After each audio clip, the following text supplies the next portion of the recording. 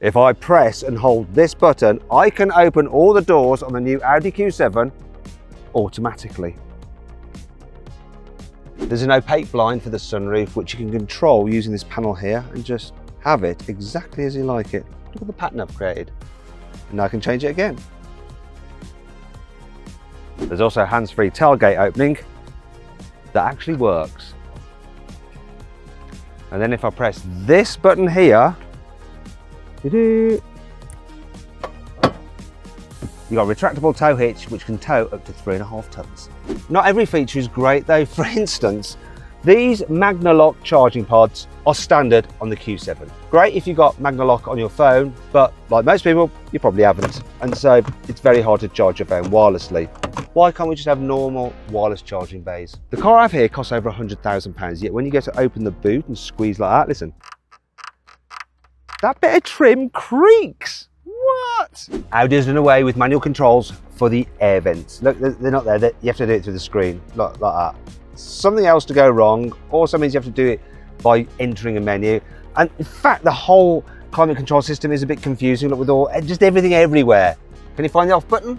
Took me ages to find it. Look, it's here, just hidden behind the steering wheel. There, off. Progress, it is not. This is the new Audi Q7, and it's a little bit like a coal-powered flagship smartphone because it blends old and new technology in one luxurious package. This Audi Q7 has a good old-fashioned 3-litre V6 diesel engine with 299 horsepower and 630 Nm of torque, driving all 4 wheels by an 8-speed automatic gearbox with surprisingly launch control. So let's launch it, see how quick it is from 0 to 60. Diesel power! Ooh, 6.22 seconds. It's not bad. Let's see how good it stops though, because it's a heavy car. Brake test from 60 miles an hour. We're looking at a distance, hopefully, of about 35 metres. Let's go. Felt pretty good. What was it?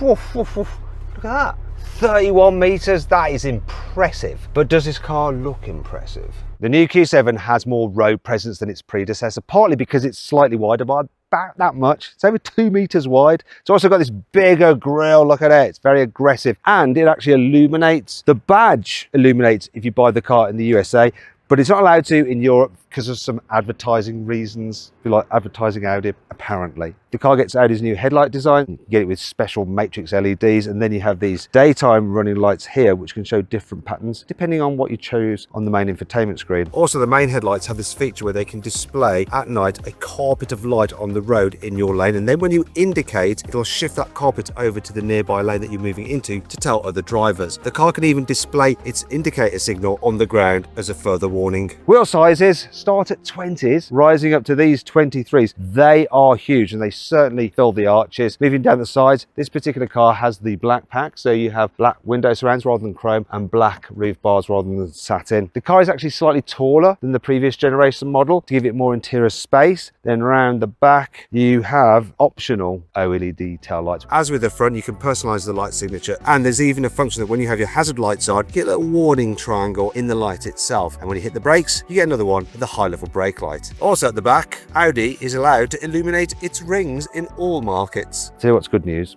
Audi has stopped with the fake exhaust, because look down here. This is a real exhaust, and so is that. Things are definitely on the up, but are they on the inside? Because that's what really matters on a car like this. The interior design of this new Audi is very nice. The only thing I'm not sure about is the screen action, because the screen has this big annoying bezel, and then you've got the passenger screen as well. It's standard, but do we really need it? Look, that's just too much screenage. Other than that though, I do like it, and I like this wood here on the dash and here as well. It all looks very nice, and the materials on the door feel expensive, although bits of it feel a bit hollow. Listen. I also like the steering wheel design, and it feels expensive. It's nice to hold. And of course, you've got electrical, not manual adjustment. And there's plenty of adjustment in it as well. So it's easy to get comfy when you're driving. And the controls and your windscreen washer there. And especially Audi's Drive Select there. I like it. I like the design of this. I find it quite easy to use. The only thing that I don't like, it's the buttons on the steering wheel. Yes, I don't like it, sorry. The way it's just one button, it just doesn't feel that nice to press. Now, the digital driver's display is, when you have it on maps, quite clear, but the dials themselves, I find them a little bit dark and dull and not that interesting. The infotainment system, it's reasonably easy to use, but certain things can get a little bit confusing. Once again, it's a little bit dark in terms of the icons and stuff. There's lots of functionality in there, and you can do things like change all the ambient lighting, like exterior lighting you can mess around with through that, and you can then go into the interior lighting and change all the different colours. As for practicality, there is plenty. So first of all, door bins, huge cup holders, don't quite grip tightly enough, decent storage under there with an old school 12 volt, and Audi gives you one of these to handily wipe your screens down to clear off the dirty fingerprints. You're going to be needing that quite a bit. What's going on? Okay, I figured it out. So that's... Wait, it's got a mind of its own. There we go. Oh, look, that's good. You can set the height of it. Then, oh, yeah. I quite like the way that works, actually. Oh, I'm learning as I go. The glove box is an average size, but at least it's lined with felt and feels premium. Then here you got two USB-Cs. If there is one problem, too many things are controlled through the screen, but that's common with most cars nowadays. You just get a few controls down here, like your Audi Drive Select and your view monitoring stuff and your cameras. And oh look, the camera's pretty nice, isn't it? It's got good graphics and stuff. Oh, very nice. We'll get and try that out later. And then your volume control there. Speaking of which, this car has a Bang & Olufsen upgraded stereo with 22 speakers, including speakers in the headrest there. Also, the seats are really comfortable with lots of adjustment, and these ones are heated and cooled. So this has a special llama interior, so it's non-leather. It's like a wool effect. It's very, very nice. I don't know how many people spec this car with it though. They're probably going to go for leather, but this really would be a good choice. And the headlining, sort of like velvety fake suede. That's nice as well. You've got big vanity mirrors, well lit. Well lit, that's good. Obviously this car's got the big panoramic glass roof, which opens. Look at that. That is good. But what is life like in the back seats? Does it feel as premium? Audi hasn't cheaped out here in the back. It's all the same materials, feels very luxurious. Even down there on the door bins, it's soft touch. And you see that material there? See that? That's not just a trim panel, that's actually a speaker. They hide the speakers with this method. It's quite nice, isn't it? So it's also nice, these seats. So look how much headroom I've got. There's loads and loads of headroom. Knee room's good as well. There's plenty of foot space. You can really stretch out. Even the middle seat is pretty wide and big. This is a wide car. There is room for 3 people in this middle row. Also, look at this, right? Isofix here. Look at it, Isofix. Isofix here as well. Let me get to you. Where are you? Okay. Where are you? No, you're in there. There, look. And then there's also Isofix on the front passenger seat, so it's great if you've got far too many kids. Pull this down, right? You've got an armrest and cup holders, which are hidden so that when you're resting your arm, you're not putting them in the cup holder like you do in other cars. You should do this as well. You've got through loading into the boot area with all our stuff in there. And another thing to show you, the door bins are big. It's a little bottle. Let's get a big bottle to prove it. See, plenty of space. And this car has the built-in blinds, which really probably something that will go wrong later in the car's life. You'd have to 10, 20 years. Which is just have a manual one, but looks good, doesn't it? Do the rear windows go all the way down though? Go on, you can do it. No, not quite. That's a shame. But I do like this, look. USB seats here, just in the seat backs, and posh airplane style folders, pockets on the back seats. Plus, if you look here, look, you can hang something off there, like to hold your iPad or whatever, for when you're watching a movie or being driven somewhere. And there's 2 more USB-C ports down there as well. We've got the climate control here, it's controlled by this, and we've got heated outer middle row seats. Speaking of which, look, you can move them forwards and backwards and recline them as well. That's very good, isn't it? This car is fully loaded though. Entry-level cars won't get all these toys. Now let's check out the very back row. Is it going to be roomy or not? To get into the 3rd row, I just press this button here, wait for a while, and I'll move this seat out of the way. And then I can climb in. It's not the biggest gap, but I guess it's designed for children. Now you're going to struggle to see what's going on here, so what I'm going to do is this. Look. If I fold this down and then I press this button to put this back, You'll see how much room I have or do not have. Now, interestingly, it's gone and moved itself forward, which I think is a bit of a fake because no one has enough room for their knees. Look down here. There's not enough room, is there? So let me just clamber over and put it where I'd be comfortable. In fact, let's just test it. This is professional. Got my arse in the air, clambering over seats. Right, that's doable. That's good. Right, now I'm going to jump into the back. Let's see what we've got. Let's see what we've got here. Ooh. Okay, so even with that, just about enough room, but look, you can see just about enough knee room. Headroom, for me, I'm not average height, like 179 centimetres. There is enough headroom for me. Also, it doesn't feel too dark back here because you've got that big sunroof and decent sized windows here in the back. The BMW X7 does feel more spacious. I have heated seats in the rear. That's a surprise. There's my USB as well. I've got my cup holders there. This is another surprise. We've got Isofix anchor points down here. Look, Isofix. So you have 6 Isofix anchor points.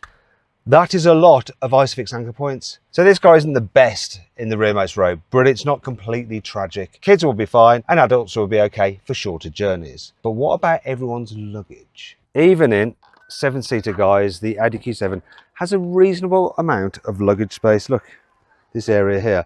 And this is how many litres it is. But if you need more space, obviously you are going to fold down the seats. Makes a bit of a noise, doesn't it? But then you have this many litres of space. And look, there's no load lip and it's completely flat for loading and it's quite a square shape. Plus, if you press this button here, it will lower the car down on its air suspension to make it easier to load and unload. If you need to carry even more stuff, then you can fold down all the seats. And it's this button here, if you look, that one. It does take a while, but then you have a massive low bed. In fact, you can use it as a bed. See you later. However, all this tech comes at a price. Entry-level Q7s will start at just over £80,000 when they go on sale later this year, and a top-spec car such as this one will be over £100,000. But if that sounds a bit steep, there is another option. Now, I've actually found a used, previous generation SQ7 on CarWow for similar money. Here it is. Bit of a bargain. However, of course, there's always a risk when you're buying used, and that's why you should always do a car vertical used car history check.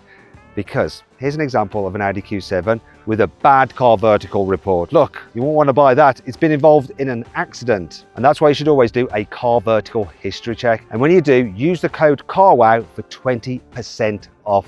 There's a link in the description and pinned comment for this video. You can just follow those if you want. Now though, let's see what this car is like to drive.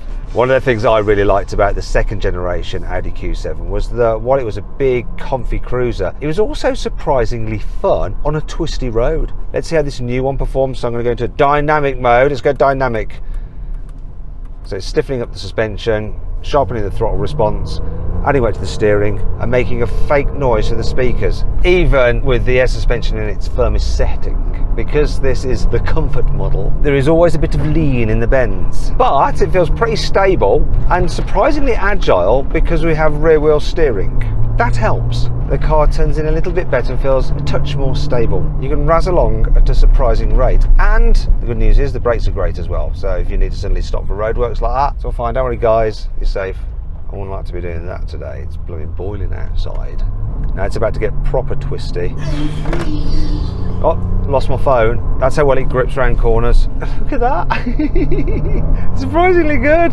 You just wouldn't be allowed to do this though if you owned this car and you had your family in it. My cameraman Miguel is just having to put up with it because I'm technically testing the car. Oh, hello. We've got a pass. Enough grunt from the diesel engine. You can always hear it, even through the fake noise, just a bit of dieseliness. So I've forgotten what that sounds like because there's been so many cars launched that are either electric or petrol hybrid, so diesel's quite a novelty these days, and you forget it is just a little bit more noisy. But my God, this car handles well, and I've got a feeling there's a bit of stability control helping out here and there because I can hear the clicking sound on the brakes, but what do you think, Miguel? I like it. Really? Are you feeling sick? It's a big boy. Way! I think that's enough of fooling about. I think we made the point. The car is pretty capable. I would like to try it in the sportier suspension setup, but I think if I was buying it, you don't really need it to handle any better than this, do you? That looks like a proper French car in front, doesn't it? A Citroen that's got some damage that's been taped over, and then a Renault that's got patches on the back of it. Let's see if we can do an overtake here. Don't know if the locals will let me. I can see it's okay. Sometimes you can have fun in the most unexpected of cars. The new Audi Q7 uses a 48 volt mild hybrid system. You have a little electric motor in the differential which provides a bit of extra oomph when you're pulling away or cruising, and it even allows the car to manoeuvre at low speeds without using the engine at all. This is quite a big car, so it has an auto parking feature which should help find parking spaces for you. So I just put this on and it should just be reading them. There's a space there, I could get into that. Is it going to recognise it? Oh, there it is. We got it. I now just hit start and it should do the thing if the car behind me is my friend. Oh no, he's not going to be happy. Oh. Now I've got 23-inch alloy wheels. It doesn't want to curb the wheels. This is quite a big space. Can it put it evenly though in the proper parking space? Look, can it read it? Can it read it? Can it read it? I think it's going to do it. Is it? Fully into the space. Let's get out and judge what it's done. See the white line there? I think it needs to move forward just a bit more. Or maybe it's doing that thing where it's sort of taking up 2 spaces so no one gets too close and damages the car. We are in France after all, and look, they like to touch park, the French touch parking. Can you see it going on down there? So I think this Audi's just thought about that. It knows it's in France, it's used the sat nav, it's a very clever system, and it's parked strategically. That's exactly what's happened. Look at this, I just noticed this. It tells you when your alloy wheels are close to the curb. So they're on red because I'm very close. But if I pull out, I'm just gonna watch out for the French. Look, risk. Ah! Why didn't it flash the safety thing? That's a bad. That is a bad. The French are just coming for you, aren't they? You know what that was though? That was a case of too busy using the tech. You're looking at a screen rather than like, oh, the skills that you used to have when you were younger. When I was a younger driver, I'm probably worse now because I'm relying too much on tech. I can't park cars now because I've lost that skill because I'm just using lines and got, you know, like playing a computer game. And then when you're in France, it's high risk. They're coming for you. They don't care. That is a clear parking space. I want you to back me into that. Yeah, there we go. It's got it, it's got it, it's got it. Look, it's got it. You beauty. What are you going to do? We're going forwards or backwards? It's done it the hardest way possible. It's decided to nose it in. I'm pretty sure there was an opportunity to switch it to reversing in, but we are in. What I'll do now is select reverse, and it'll reverse me out the way I did come. Hopefully it'll brake when there's other cars coming. Am I relying too much on the tech? There's a van. Oh God! It panicked at the van. And now it's just disengaged. Note to self, don't bother, just park yourself. Especially in France, they're just going to kill you. After all that shameful driving, I'm going to have to do a U-turn because I'm supposed to be going that way. Fortunately, because we've got rear axle steering, should be able to get round. Oh no, it's the police. Let's just reverse and let the police get out of the way. I don't want to enrage the police. Or maybe they're not really the police, they're just wearing a police outfit. Ah, no, it's just an electrician. See, I'm not a local, I don't know. The French, they're not stopping for the Germans, that's for sure. I'm not sure I'm going to get round here. Can I do it without covering my wheels? Is it going to give me a wheel shot? No, that's much better. Just do it yourself. Actually, that's when the aids really help. I just think the parking assist is probably unnecessary. Tell you what though, this car is definitely comfy around town. The suspension absorbs bumps nicely. The steering is light enough. One problem I do have is visibility. Look at the size of that. It's a big blind spot. But the side mirror is good. If you out the back window, pretty good. So it's not too difficult to place this large car on the road. And the automatic gearbox, you forget that it's changing gears, it's so smooth. When it comes to just cruising along, this car is very comfortable. Seats are nice, they're supportive yet firm, the suspension, smooth, floaty, and the sound insulation is very good, very, very good. Just a slight thrum from the diesel engine, very little wind noise, very little road noise. All very satisfying. Feels like a premium car to travel in. Makes you feel good about your life. So then, what's my final verdict on the new Audi Q7? Should you avoid it, consider it, shortlist it, or just go right ahead and buy it? Well, I reckon you should shortlist the new Q7. It really is a good, all-round, family-friendly, luxurious SUV. The question is though, do you think this is a better car than the new BMW X5? Well, to find out, watch my video of that car right there and make your own mind up. I hope you'll enjoy this video. If you did, give it a like. Let me know if you agree with my verdict in the comments below. If you haven't done so already, make sure you subscribe to this channel because I'll be reviewing the new X5 soon. And as ever, thanks for watching and I'll see you next time.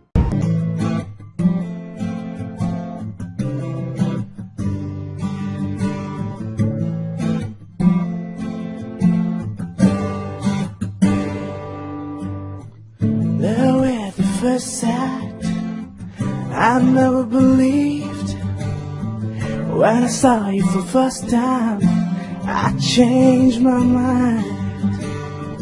Your eyes and your smile are a fantasy. I need